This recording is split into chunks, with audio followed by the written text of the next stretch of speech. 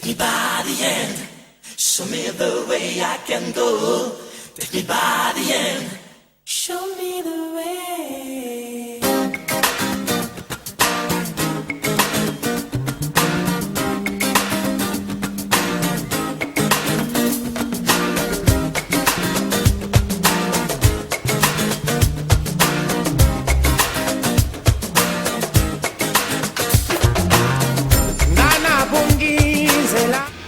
Bonjour, aujourd'hui Parcours d'entrepreneur se déplace.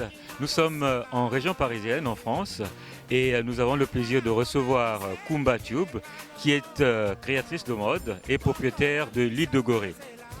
Bonjour Kumba. Bonjour. Comment ça va? Ça va. Ok, écoute, merci à toi de nous recevoir chez toi. Bienvenue. Ok, donc nous allons parler de ton parcours. Et comme tu sais que la règle de l'émission, Parcours d'entrepreneur, voudrait que l'invité se présente.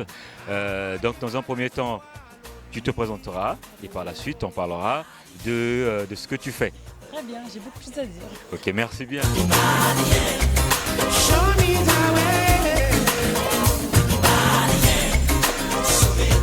Bienvenue Constantin chez Merci l'île de bien. Gorée. Merci bien. Comme tu peux constater, c'est super coloré. Et oui, je vois ça là. Les femmes et les hommes trouvent leur bonheur. C'est une boutique mixte. Oui, boutique mixte, Ouais. mais j'ai beaucoup plus de créations pour femmes. Mhm. Je fais pour hommes également, parce qu'il y a beaucoup de demandes.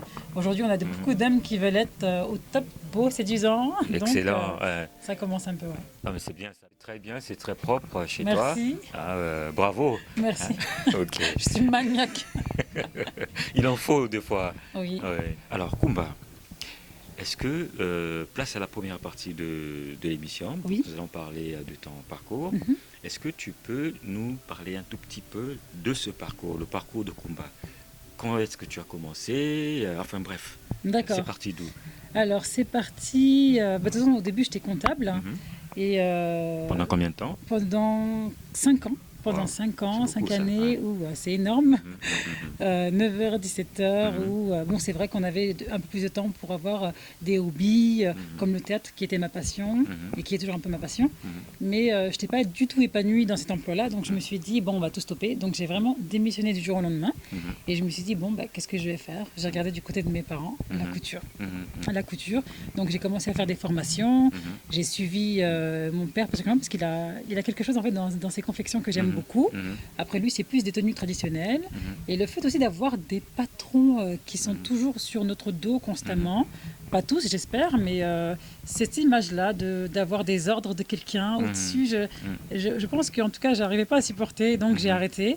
Je me suis dit pourquoi pas être mon propre patron et travailler dans le domaine que j'aime et que je veux, donc la passion, la mode que j'ai aujourd'hui. Mhm. Excellent.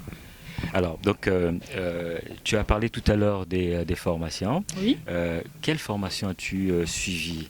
Formation dans la couture, Ok. dans tout ce qui est aussi montage, Mhm. couper les patrons, etc. Et également comment gérer une entreprise, tout ce Mhm. qui est gestion commerciale, Mhm. comment ouvrir sa boîte, dans quel organisme se fier, Mhm. et les déclarations, protéger les créations, Mhm. que ce soit auprès de l'INPI, les réunions que j'ai eues aussi aux chambres des commerces. Des métiers, de l'artisanat, donc tout ça. Mhm. Tout ça, en fait, ça s'apprend. Nous, on pense que ouvrir sa boutique, c'est ouvrir un local, mettre Voilà. les créations et rester assis. Non, c'est pas ça. C'est déjà la gérer. C'est comme un enfant, en fait. Il faut que ça vive, faut que ça continue, il faut que ça s'évolue, il faut que ça se développe, il faut que ça grandisse. Donc, j'ai appris ça, en fait. Mhm. Mais cet apprentissage-là a duré combien de temps? Alors, ça a duré concrètement 6 mois. 6 mois. Ouais. Mais entre l'apprentissage justement de la gestion de l'entrepreneuriat, de la couture, etc., mais il fallait aussi créer son propre réseau. Donc j'ai continué à passer des castings pour me faire un réseau, de distribuer mes cartes, disant oui, je suis styliste, si vous voulez un créateur, je suis là. Oui, et à oui. côté, je passais les auditions, je ne sais pas chanter, mais je passais des auditions. Donc je ne sais pas si vous vous rendez compte, Kumba Tube qui chante, c'est Eh pas ben. ça. Les gens fuient, hein. Mais c'est toutes ces petites astuces-là qu'on apprend justement Mhm. pour se développer. Mhm. Excellent. Mais justement, dans ce parcours, je suppose que tu as rencontré des difficultés. Énormément. Mhm. Lesquelles, Énormément par exemple? d'activités. Par exemple, bon, déjà juste pour l'obtention du local, on était quand même 19 personnes et il fallait présenter un dossier en béton que je n'avais pas. Il fallait présenter des garants que j'avais pas, présenter des fonds que je n'avais pas. Et je me suis dit, bon, j'avais quand même un petit dossier de presse. Je vais le tout pour le tout. J'ai présenté, c'est passé. Donc je me dis, même le fait de monter un dossier, c'est quand même du temps. Il faut consacrer, il faut faire des recherches, l'étude de marché, business plan, voir des juristes à gauche, à droite. C'est vraiment quelque chose de lourd déjà, juste par rapport à l'administration pour l'obtention d'un local. Ensuite, quand on crée sa marque, il faut qu'on se démarque des autres, parce que je ne suis pas la seule à faire du pagne, du wax, donc je ne suis pas la seule à faire du bazin, donc il faut vraiment se démarquer, faire des choses qu'on ne voit pas en fait, pour attirer les gens. Alors, mais comment as-tu réussi à surmonter ces difficultés-là? Je pense que c'est déjà la foi. La foi, parce que je suis, j'ai une religion comme la plupart des gens, on va dire, et je la pratique beaucoup, donc je me fie beaucoup à Dieu, et aussi, deuxièmement, ma famille qui me soutient énormément, mon père et ma mère, mes sœurs, donc je pense que c'est un soutien, on en a besoin, que ce soit moral, c'est important, bon, les finances, c'est certes important, c'est primordial, mais quand on a quelqu'un qui nous soutient, peu importe que ce soit frère, sœur, cousin, c'est important pour l'évolution.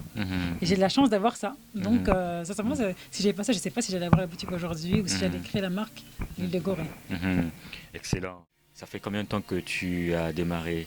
Alors, ça fait 1 an et 3-4 mois que je vais vers la boutique.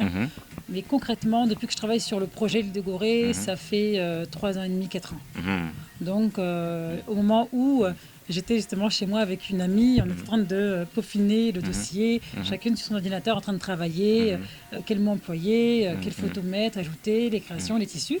Et au moment où je suis là, justement, en train d'ouvrir la boutique et m'installer là, en train de parler avec toi, c'est concrètement, ça fait 4 ans. 4 ans. 4 ans de dur labeur. Mais ça nécessite beaucoup de patience. Mais par contre, là, si on n'a pas de patience, c'est même pas la peine d'y songer.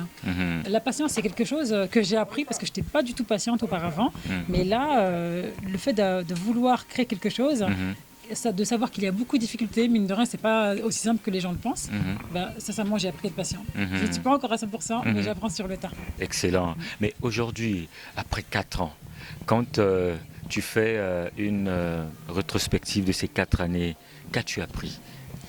Sincèrement, j'ai appris qu'il n'y avait pas beaucoup... il faut de l'énergie, il faut avoir des reins solides. Moi, ce que j'ai appris de ces 4 années, c'est que rien n'est acquis. C'est pas parce qu'aujourd'hui il y a la boutique qu'il faut rester assis les bras croisés. Au contraire, il faut encore bouger, et beaucoup plus, j'ai l'impression, qu'auparavant. Donc en fait, j'ai une motivation qui est née, et j'espère que ça va continuer, j'espère que ça va évoluer. Maintenant, on verra ce que ça va donner. Mais en tout cas, je ne doute pas. Oui, je suis vraiment confiante. Non, mais c'est intéressant. Tu as un parcours vraiment très intéressant. Mais juste, nous allons parler de l'île de Gorée. Très bien. Et non l'île que nous connaissons tous, mais ta boutique. Oui. Alors, pourquoi avoir choisi le nom de l'île de Gorée? L'île de Gorée, déjà parce que je suis originaire justement du Sénégal. Et pour moi, c'est pour rappeler justement, pour donner un hommage. On connaît tous justement l'histoire de la maison d'esclaves qui est sur l'île de Gorée.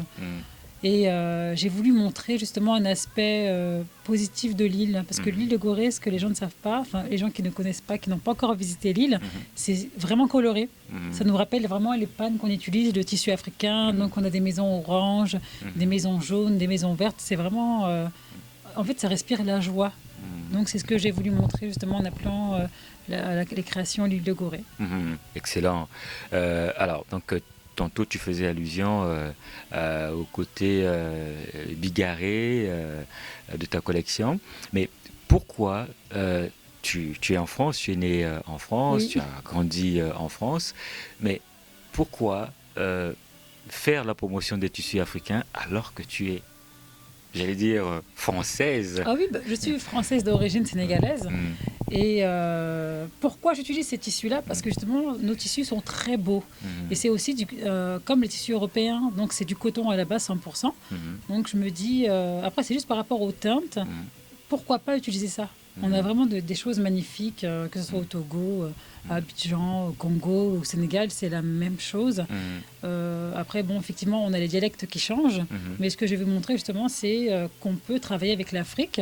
Étant donné que je suis d'origine sénégalaise, on peut travailler avec les produits de chez nous et sans aucun souci. Donc la création que je porte déjà, c'est une de mes créations. Donc on voit que c'est un prêt-à-porter. Donc on peut adapter à la vie de tous les jours.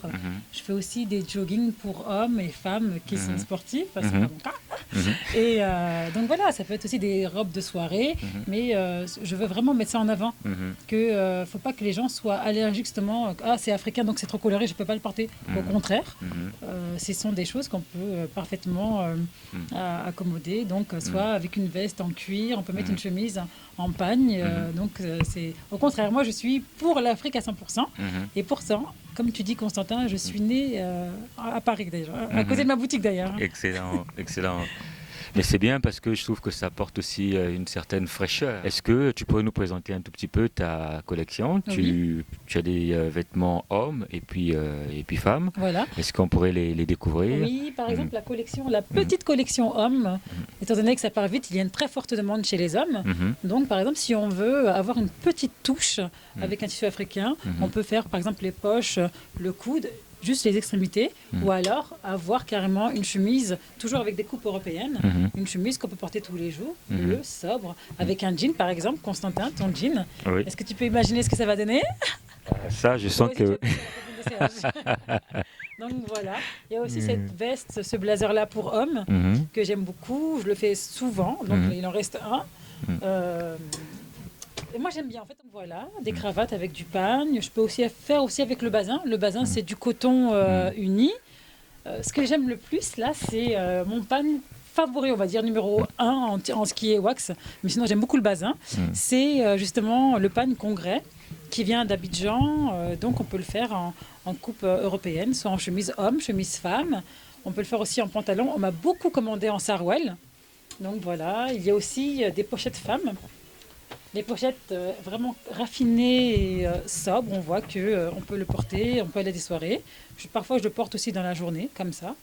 Et des bracelets assortis, donc vraiment des chaussures en pagne, escarpins ou espadrilles. Les chaussures que j'ai fait faire au Sénégal et que j'ai filmé par contre la femme parce que c'était tellement impressionnant. J'étais là omnibulée par elle, j'étais qu'est-ce que c'est que ça? Elle a un pouvoir ou quoi? Donc elle a moi je sais pas du tout coordonner, hein, je sais pas du tout le faire. Elle était là en train de fabriquer la chaussure, en train de rire, sourire, mais vous avez vu ça où? C'est l'Afrique, la joie, la bonne humeur. Donc c'est ça qui m'a vraiment intéressée. Et donc voilà, il y a aussi les sacs tissés en fait en paille.